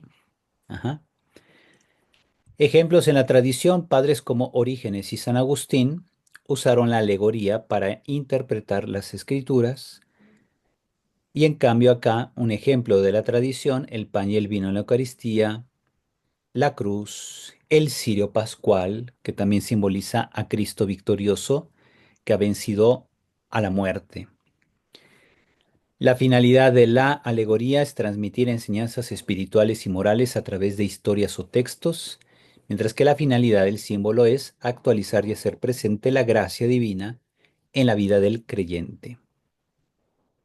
Por tanto, pongo aquí, la alegoría se centra en interpretar relatos bíblicos con un significado oculto y espiritual, mientras que el símbolo manifiesta de forma directa y tangible una realidad espiritual en la liturgia y los sacramentos. El símbolo participa de la realidad divina, mientras que la alegoría interpreta una realidad pasada para extraer su enseñanza. El símbolo tiene una dimensión vivencial y sacramental, mientras que la alegoría es intelectual y exegética. Ambas herramientas son valiosas, pero operan en niveles diferentes del encuentro con lo sagrado dentro de la teología católica. Bien, no sé hasta aquí si hay algún comentario. No sé, alguien que preguntaba aquí precisamente la diferencia entre signo y símbolo, creo que ya, bueno, puede quedar aquí también claro esto. Por ejemplo, el signo, un signo diferenciado del símbolo es, por ejemplo, el humo. Cuando tú ves humo, sobre todo humo negro, ¿qué piensas? Algo se está quemando. Ajá. Entonces, el humo negro es un signo del fuego. Es una señal o signo del fuego. Las luces del semáforo son signos, ¿verdad? Significa avanza, aguas, como decimos en español, aguas, en español mexicano, cuidado, sé precavido y detente, ¿ok? Entonces, por ejemplo, ¿cuál es el signo del avanza? El verde, ¿verdad? ¿Cuál es el signo del ten cuidado, no te vayan a atropellar? Pues el amarillo. Y el detente, pues el rojo, ¿no? Y eso es una convención. Entonces la gente se pone de acuerdo para asignar, fíjense, asignar a cada color una acción, un tipo de acción. Por tanto, se convierte el color en un signo, algo que ha sido asignado. Ajá. Y en cambio, el símbolo participa de una realidad y la hace presente. Ujú. Podrá ser, por ejemplo, incluso el emblema de una institución. Veamos, por ejemplo, el emblema de la UNAM, ¿no? ¿Es un signo o es un símbolo? ¿Indica una acción o indica un tipo de realidad que es una institución académica? ¿Verdad? Entonces ahí claramente te das cuenta. Entonces los emblemas son tipos de símbolos, no de signos. ¿Ok? Muy bien. Pasamos ahora entonces a lo siguiente. ¿Cómo la alegoría alimenta al espíritu? Y entonces aquí, por ejemplo, aparece una especie de monje, no sé si sea monje o sea más un actor que está ahí haciendo como que reza, ¿verdad? Y bueno, pues es una persona, puede representar aquí a una persona que busca a Dios. Hace una oración, pero ante todo lo que busca es la unión con lo divino, la unión con lo sagrado. Y para ello, pues le va a servir precisamente la alegoría. La alegoría como camino de crecimiento espiritual en el cristianismo católico. Entonces, introducción, tenemos la alegoría como puente entre lo visible y lo invisible. Como vemos, la alegoría ayuda a la interpretación de textos o relatos donde elementos visibles representan verdades espirituales ocultas. podríamos decir también verdades espirituales profundas que hay que sacar, ¿verdad? Hay que entresacar o descubrir, descubrir, ¿verdad? Que es quitar aquello que cubre. Desde los padres de la Iglesia, la alegoría ha sido una herramienta vital para revelar el sentido profundo de las Escrituras, de ahí su importancia. En el curso veremos cómo la alegoría alimenta el espíritu del cristiano católico, guiándolo hacia la perfección y la santidad. Y aquí, por ejemplo, en esta fotografía, pues vemos un grupo de jóvenes que están leyendo la Biblia. Y bueno, pues ¿por qué se ríen? Pues quién sabe, ¿verdad? A lo mejor alguien dijo un chiste y se están riendo. Pero aquí lo importante es ver cómo en esta imagen nos damos cuenta de que también la alegoría, cuando nos ayuda a descubrir un sentido profundo de la escritura, genera alegría, genera un gozo que se comparte. Ajá. Entonces por eso puse esta imagen aquí que pues va a representar, digamos, la imagen es un símbolo que representa entonces la alegría, el gozo de encontrar un significado profundo de la escritura que genera alegría compartida, que genera comunión. Ujú. Tengo aquí entonces un pequeño diagrama, el papel de la alegoría en el crecimiento espiritual. Como el punto de llegada es comprender el impacto espiritual de la alegoría, hemos visto ahorita la definición de alegoría, hemos hablado brevemente de la importancia de la tradición cristiana que nos va a ayudar a delimitar nuestras interpretaciones y hacia el final del curso, donde cada quien hará un breve ensayo, quizá de unas 2, 3 páginas, sobre algún pasaje bíblico que quieran alegorizar o interpretar alegóricamente, pues ahí ya van a sacar de mucho de su experiencia personal, como a lo largo de la vida han estado pensando cómo ciertos pasajes iluminaron aspectos o momentos de su vida, ¿no? A través de una enseñanza alegórica, que ya iremos desentrañando algunos puntos en el curso. Tenemos la alegoría como fuente de enseñanza espiritual. La alegoría entonces comprende un acceso a verdades ocultas. Las escrituras, a través de relatos como el Éxodo o las parábolas de Jesús, contienen significados profundos que solo la alegoría puede revelar. Ejemplo, decíamos el Éxodo de Israel como una alegoría del alma que busca liberarse del pecado que la tiene esclavizada y caminar hacia la promesa de la salvación, que es el encuentro con Dios y el quedar consagrados a Dios. ¿Se acuerdan cuando Dios habla con Moisés en Éxodo 3? Dice, traerás aquí al pueblo para que, que quede consagrado, ¿verdad? Para rendirme culto, dice. Sacarás al pueblo de Egipto y lo traerás a este monte para que rinda culto a Dios. Ujú. Entonces hay una finalidad de consagración. Y entonces el Éxodo, cuando yo medito el Éxodo desde esta perspectiva, sí veo cómo tiene muchos elementos en donde quizá yo identifico facetas de mi vida que digo, pues sí, yo también pasé por eso, como por una especie de desierto de 40 años que no iba entendiendo lo que Dios me quería decir con ciertos acontecimientos. Y así entonces Dios me fue educando, me fue liberando de la esclavitud, del pecado, de mis ocurrencias, etcétera. Y finalmente llego a comprender la importancia que tiene el vivir para Dios y para los demás. Ese es como el punto de llegada. Y entonces el relato del Éxodo hasta el momento en que Dios les da la alianza en el Sinaí, pues puede iluminar mi vida. Ujú. Y un autor que, por ejemplo, que vamos a ver a lo largo del curso, que dedicó un libro concretamente a esto del Éxodo y centrado en la figura de Moisés fue San Gregorio de Niza.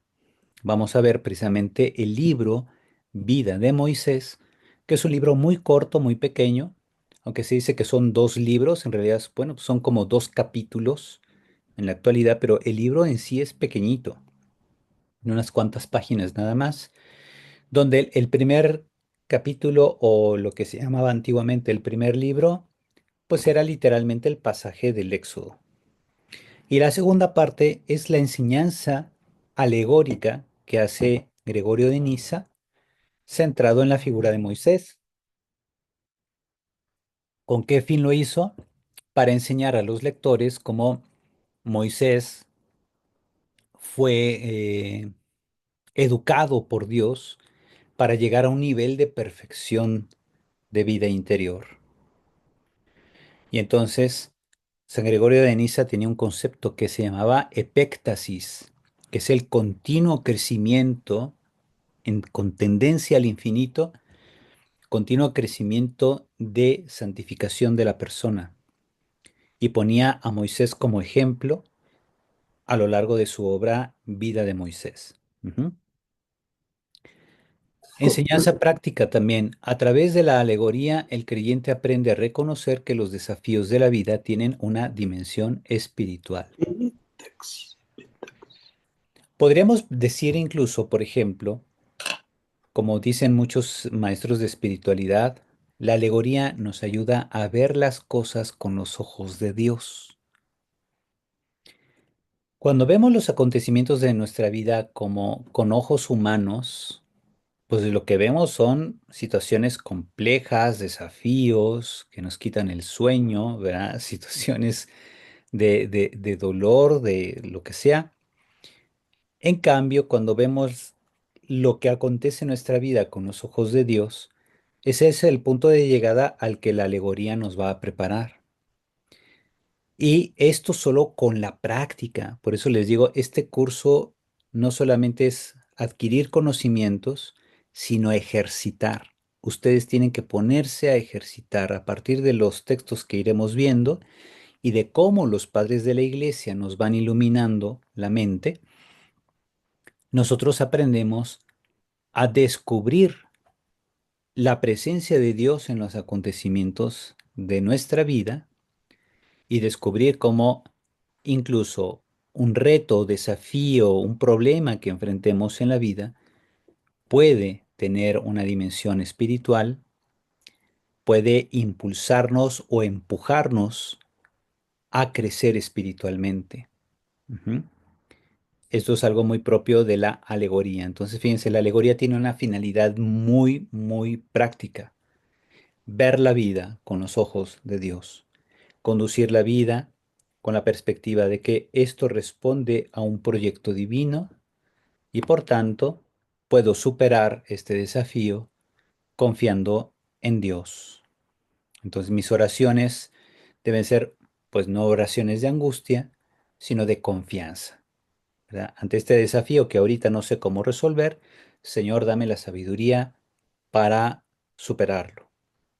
Y entonces, para superar este desafío, necesito educar mi forma de pensar y pensar como lo hacían los padres de la iglesia para tratar de reorientar mi vida, mi postura ante los problemas y echar a andar pues toda la maquinaria, digamos, de mi creatividad y de mi empeño y manejar mis virtudes, ¿verdad? La fortaleza, la justicia, la templanza, la prudencia, que son las virtudes cardinales, dentro del contexto de las virtudes teologales de la fe, la esperanza y la caridad. La alegoría me ayuda precisamente a armonizar el ejercicio de estas 7 virtudes fundamentales que van a hacer de mí una persona más íntegra, una persona más espiritual, más confiada en Dios y que podré ser incluso una orientación, una guía para otras personas, porque el ser orientador, consejero espiritual de alguien, etcétera, no es una tarea exclusiva de curas. Hay mucha gente que tiene un don o talento especial para aconsejar, para orientar o acompañar espiritualmente a otra persona sin que sea padrecito o monjita. Y así, sobre todo, por ejemplo, en Oriente se ha impulsado mucho esto. En la iglesia de Oriente, es decir, las iglesias, por ejemplo, las ortodoxas o las católicas de rito oriental, han tenido una larguísima tradición de consejeros espirituales laicos, que reconocen que han tenido de parte del Espíritu Santo, han obtenido un carisma especial para aconsejar, acompañar, para iluminar la vida de otras personas y caminar con ellas, ¿verdad? Espiritualmente hablando, ¿ok? Entonces ahí vemos cómo Dios siempre acompaña a su iglesia valiéndose de diversos medios.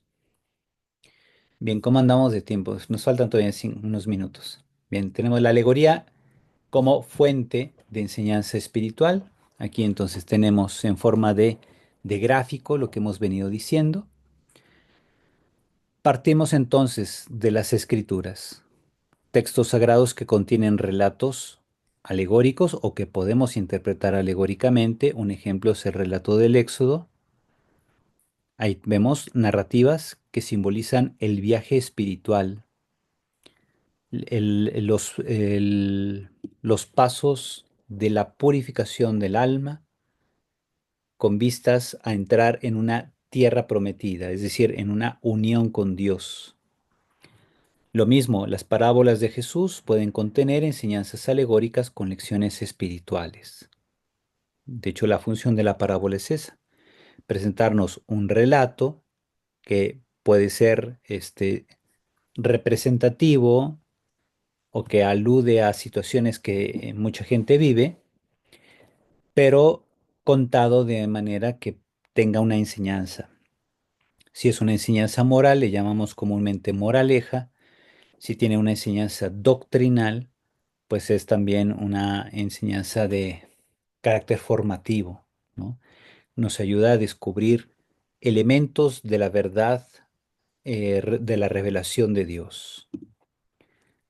La alegoría para la transformación personal. ¿M? Vemos entonces, una persona puede descubrir a través de una serie de acontecimientos la necesidad de conversión. Puede aprender a partir de aquí que es necesario convertirse y que es necesario pasar o transitar, por eso pongo aquí transición, del pecado a la gracia. ¿Cómo le voy a hacer? Hay que ejercer la caridad. Entonces, en mi conversión, si esta es auténtica, yo descubro la necesidad de vivir y ejercer la caridad. Por tanto, experimento una inspiración para el amor y la acción, para ver por otros, asistirlos, etcétera. Eso es la caridad. Sin embargo, eso también me va a ayudar a concretar esta búsqueda de perfección. Cuando hablamos aquí de perfección, hablamos de la perfección de la vida cristiana. Ujú. Esfuerzo por vivir virtudes cristianas. Estas virtudes cristianas es lo que yo les decía, podría yo distinguir las virtudes cardinales, que de hecho ya autores como Platón y Aristóteles habían escrito ya mucho sobre esas virtudes y que influencian en el cristianismo precisamente porque alguien que busque la santidad como punto de partida tiene que empezar a trabajar las virtudes cardinales. No puedes pretender llevar una vida santa si no has trabajado primero la fortaleza, la justicia, la templanza y la prudencia. Son las cuatro virtudes cardinales. Y luego también ver que tú puedes dedicarte todo el tiempo a trabajar arduamente esas virtudes, pero eso lo puede hacer cualquiera, no necesariamente un creyente. También un no creyente puede crecer en esas virtudes. Pero nosotros tenemos otras tres virtudes, fe, esperanza y caridad, que nos ayudan precisamente a armonizar nuestro ejercicio de las virtudes cardinales dentro del contexto general de una vida teologal, es decir, una vida centrada en la fe, en la esperanza y la caridad. Y entonces, en virtud de eso, en virtud de que quiero ser cada vez más disponible a Cristo, un colaborador en tiempo real, como decimos, un colaborador en la viña del Señor, entonces lo que tengo que ver es descubrir mi propia vida como una vocación y misión que he recibido de parte de Dios, y para ello me van a servir la fe, la esperanza y la caridad. Y entonces estas virtudes teologales van a ser mi guía y contexto en el que voy a desarrollar las virtudes cardinales, las virtudes humanas de fortaleza, eh, fortaleza, justicia, templanza y prudencia. ¿Ok? Muy bien, entonces, por eso pongo aquí, proceso de conversión interior. La alegoría permite reflexionar sobre el viaje del alma desde el pecado hacia la gracia, promoviendo una transformación constante y que va a requerir mucha paciencia de parte de uno. Hay gente que se desespera porque no se convierte en santos de la noche a la mañana. No, pues nadie lo hace, nadie. Ajá. El proceso lo realiza el Espíritu Santo en nosotros. Nosotros hemos de colaborar con el Espíritu Santo, pero eso lleva toda la vida, toda la vida. Entonces, si tú te pones así, propósito de año nuevo, no, pues para diciembre ya voy a ser un santo. No, pues no, desengáñate, ¿no? Más bien, proponte primero tareas que sean medibles, tareas o metas realistas, medibles, y que además no pasen no solo de los 12 meses, sino de las 12 semanas. ¿Por qué? Porque ¿cuántos meses son 12 semanas? A ver, hagan su cuenta. 3. 3 meses.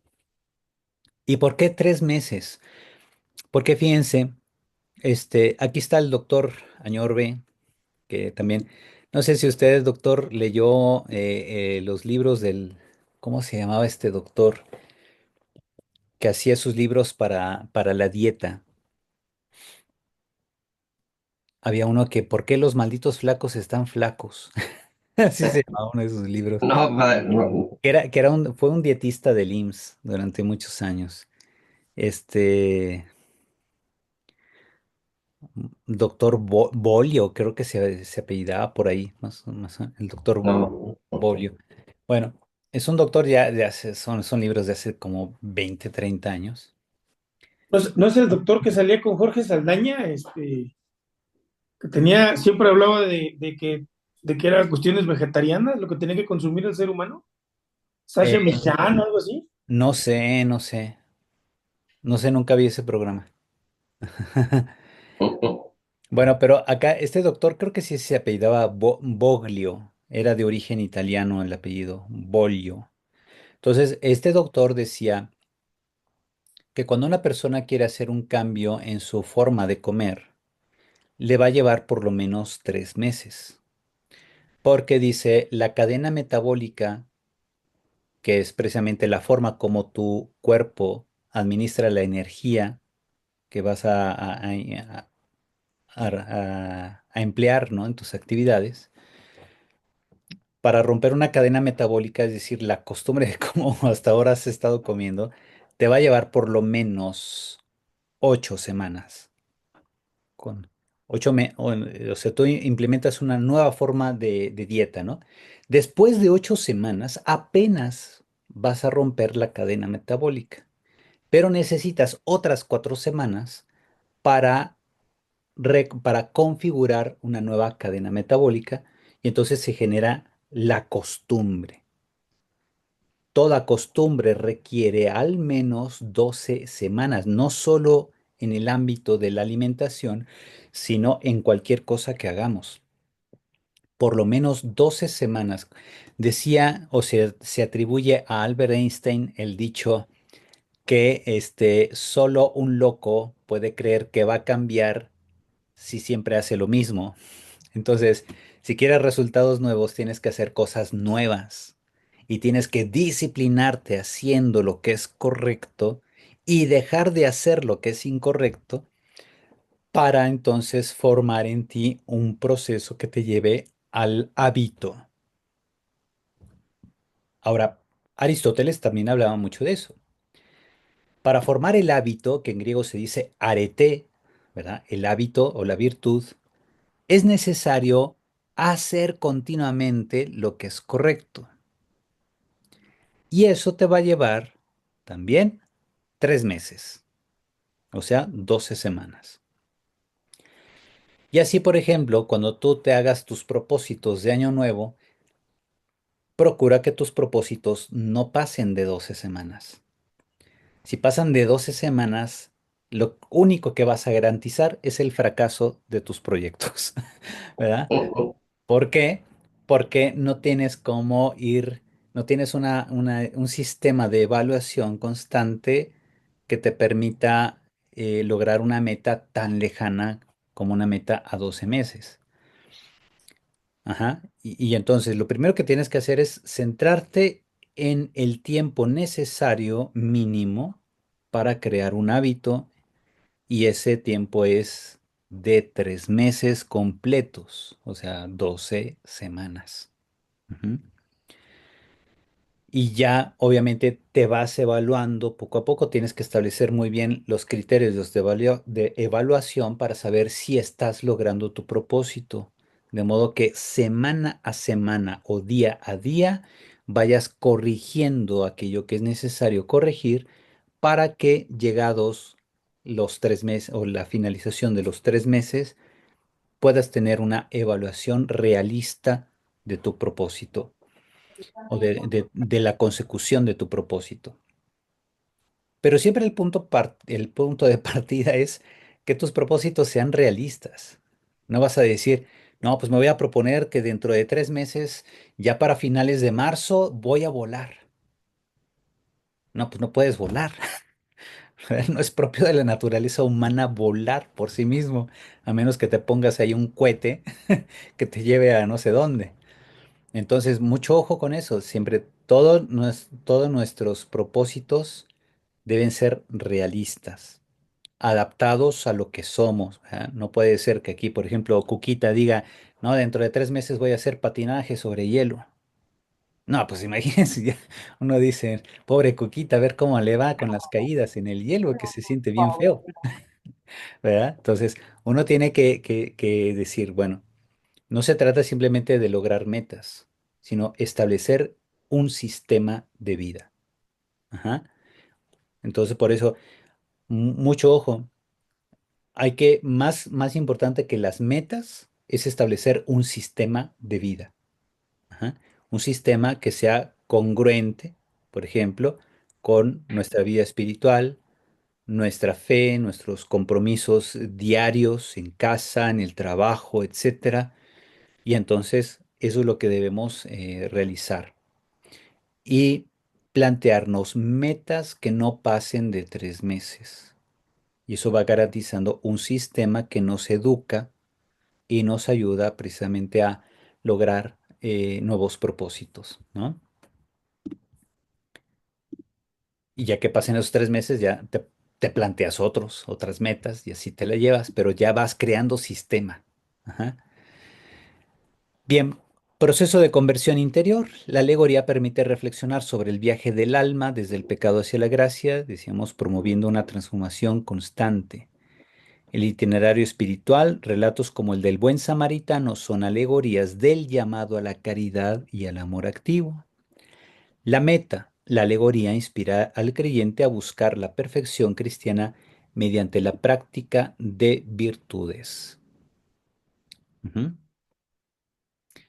Y aquí está entonces la alegoría en la dimensión eclesial. Tenemos aquí dimensiones alegóricas, fortalecimiento de la comunidad. Yo puedo emplear la alegoría en la interpretación de un texto bíblico con el fin de fortalecer la comunidad. Eso va a incluir, por ejemplo, interpretaciones compartidas en un grupo de reflexión bíblica, por ejemplo. También unidad espiritual entre los participantes. Y finalmente, dentro de ese contexto de fe, se celebra la Eucaristía como símbolo.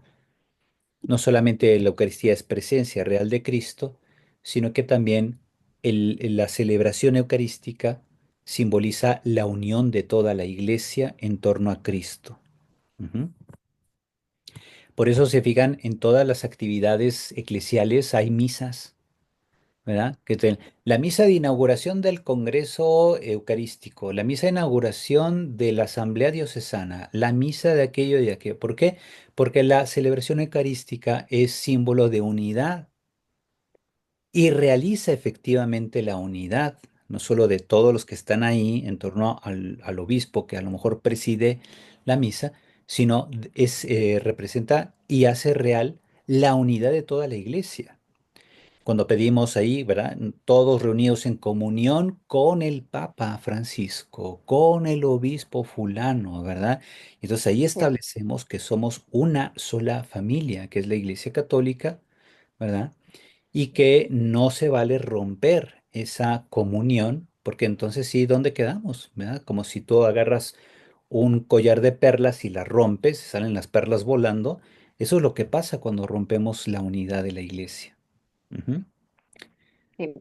Muy bien, pues vamos a dejarle aquí, ya son 9:10 aquí en Doctor, el centro. Sí, adelante. una pregunta. Hace rato habló de un término que no lo supe escribir, epétaxis, o cómo se dice. Epéctasis es con, así como epe, como se oye, luego sigue una K de kilo. Después la expresión tasis con T, tasis, epectasis, con acento en la segunda E, la Gracias. epectasis. De hecho, ya cuando veamos a San Gregorio de Niza, vamos a explicar a fondo lo que es la epéctasis y cómo la plantea él y cómo va Gracias. presentando diversas alegorías para este desarrollo progresivo infinito. O sea, no hay una meta final, simplemente es el constante crecer en perfección cristiana. Sí, Carmelita, quería comentar algo también. Sí, padre, quería preguntar si el signarnos, persignarnos, es un símbolo. ¿Me Bueno, oíste, padre? No. sí, sí, sí, sí, sí, la escuchamos. Ajá. Sí, es como decimos, persignar. Signar. Ujú. Ajá. Ese es más que nada, bueno, es un signar, nos signamos con la O cruz, signar. efectivamente, ¿verdad? Pero al Ujú. mismo tiempo estamos expresando una realidad. Ajá. Entonces, eso no hace un signo. Un signo no expresa una realidad, sino el signo nos conduce a una realidad distinta. Por ejemplo, el humo nos conduce a la Ajá. idea del fuego. El verde, el amarillo, el rojo nos Sí, conduce a un tipo de actividad, avanzar, frenarse o tener cautela. En cambio, yo puedo signarme con la cruz, pero al mismo tiempo, en el acto del persignarme, expreso una realidad que yo pertenezco a la fe católica. Entonces, si sí, ustedes ven, por ejemplo, ahí hace poco salió un video de la presidenta Sheinbaum, ¿verdad? Que va con una comunidad de indígenas y la indígena se persina y ella se persina también, pero pues como no es cristiana, ella es judía, pues imita el gesto que hace la mujer indígena, pero pues obviamente no lo sabe hacer.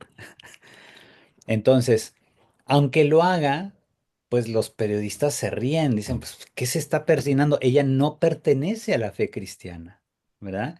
Está imitando un gesto nada más, pero ese podría ser, por ejemplo, un acto carente de sentido, ¿verdad? El persignarse es un acto con sentido cuando la persona se identifica real y existencialmente con una realidad que es la fe católica. Cuando alguien imita esto, es un acto carente de sentido. Ajá. Y como no es cristiana, pues ni siquiera se persinó como el Chavo del Ocho. ¿Se acuerdan que el Chavo del Ocho se espantaba y se persinaba así, como Dios le daba a entender? Y así se vio la presidenta. Vaya estadista que tenemos, ¿eh?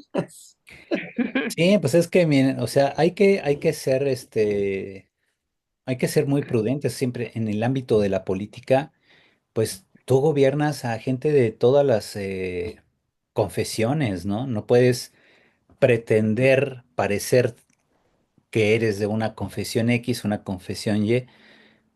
Simplemente deja que las personas expresen su fe en su modo. No tienes por qué imitarlas, ¿verdad? Aquí las quiere imitar como para ganarse una especie de empatía de parte de las comunidades indígenas, pero es un acto carente de sentido porque ella no es cristiana. Ajá. Está bien. Ok. Pues bueno, Gracias, padre. son esos detallitos. Entonces, fíjense, recuerden siempre, un símbolo representa y hace presente una realidad. Ajá. Sí. Muy bien, pues vamos a concluir aquí y les doy la bendición. El Señor esté con ustedes. Y con tu Con espíritu. La bendición de Dios Todopoderoso, Padre, Hijo y Espíritu Santo, descienda sobre ustedes y permanezca para siempre. Amén. Amén. Pues que tengan buena Gracias. noche, buen provecho en su Buenas cena. noches.